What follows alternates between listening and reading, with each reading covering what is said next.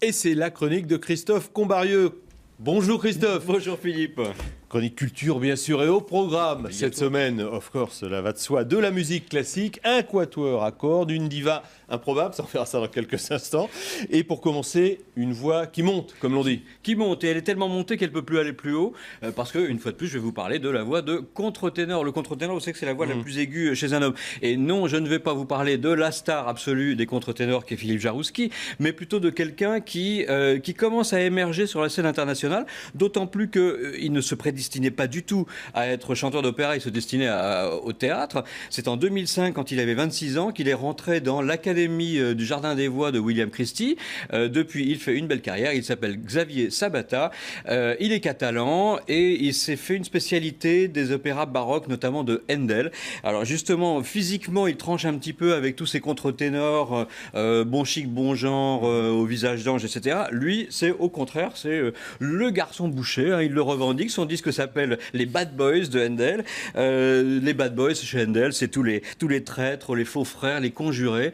Il faut dire qu'avec la mine patibulaire, le crâne rasé, le visage tatoué, on a vraiment le sentiment qu'il revient davantage de Cayenne que du Jardin des Hespérides. Il en a fait un disque et c'est absolument somptueux. C'est des airs de furie fantastiques. Je vous propose de voir une séance d'enregistrement.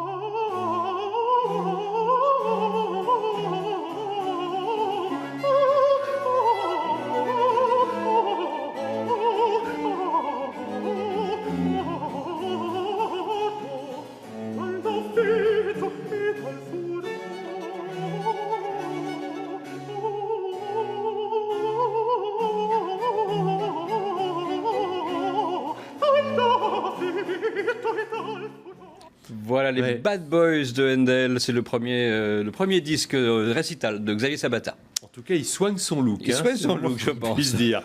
Un peu de finesse dans ce monde de brut, Christophe, avec le quatuor Eben qui s'attaque à Mendelssohn. Tout à fait, un excellent jeune quatuor à cordes qui suit un peu les traces du quatuor Juilliard, du quatuor Talich. Il n'a que 13 ans, ce jeune quatuor, et ils ont choisi de jouer la carte de l'originalité. C'est pour ça qu'ils jouent des musiques de films, très souvent, ou de la musique contemporaine. Comme dit New York Times, c'est le seul quatuor classique au monde qui peut se transformer en un instant en un jazz band. Ce qui est assez rare, effectivement. Mais ça ne les empêche pas de revenir au répertoire traditionnel, très classique de Mozart ou encore de Mendelssohn, dans lesquels ils ont fait une spécialité. Mais là encore, originalité, puisqu'ils n'enregistrent pas que les quatuors de Félix Mendelssohn, le compositeur qu'on connaît tous, mais aussi ceux de Fanny Mendelssohn, qui était la sœur aînée de Félix Mendelssohn, qui un jour s'est essayé à un quatuor. Ils l'ont enregistré pour Virgin Classic et ça donne un petit clip que je vous propose de regarder.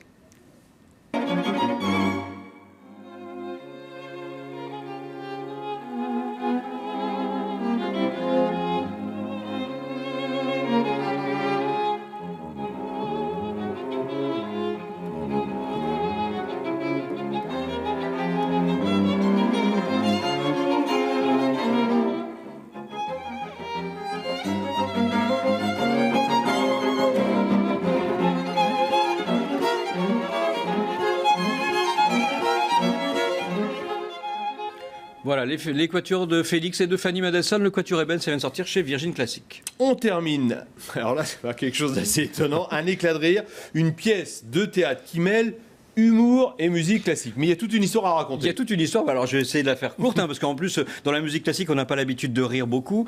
Voilà, est-ce que le nom de Florence Foster Jenkins vous dit quelque chose? A priori, non. C'était au début du XXe siècle, une fille de milliardaire américain, au lendemain de la crise de 29, qui s'est découverte une passion pour l'opéra à la suite d'un accident avec un chauffeur de taxi. Elle vous a lancé un contre-ut et s'est dit « je suis diva ». Donc elle avait deux particularités, d'un côté d'être milliardaire et de l'autre de chanter en plus extrêmement faux. Ce qui fait que toutes ces... à chaque fois qu'elle louait le Carnegie Hall, elle faisait des récitals qui attiraient toute la jet-set new-yorkaise, mais c'était en gros pour se moquer un petit peu d'elle.